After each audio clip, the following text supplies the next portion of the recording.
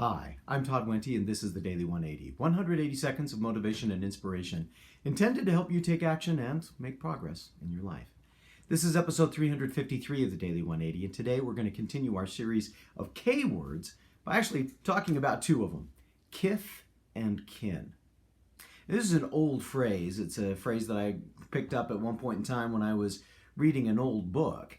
And at first when I read it, I thought, oh, how archaic, but also how quaint, an interesting way to present the idea of people that we are related to, but not so related that we call them family.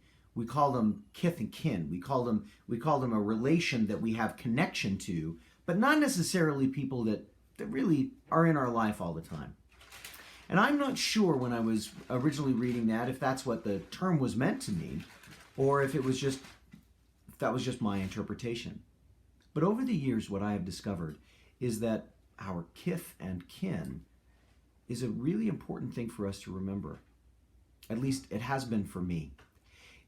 My kith and kin are the people who have a shared mythology, a shared history, a shared set of stories that have shaped our lives. They've shaped them in different ways, certainly, but all of my cousins, for instance, have similar memories of grandma's house.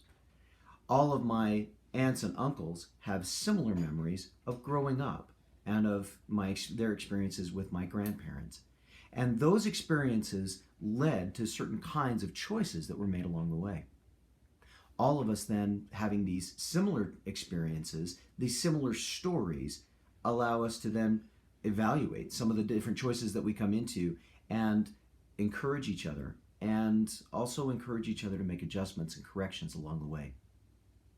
You may have people in your life that are not necessarily your closest family members, and they may not necessarily be the people that you go to when you're feeling down or when you're feeling low. But if they are part of your connected universe, your kith and kin, keeping tabs on them, keeping close enough to them so that you can connect on a regular basis and use that shared experience from the past, that shared mythology, to help you reconnect and maybe do course corrections on the things that you're working toward can be extremely valuable.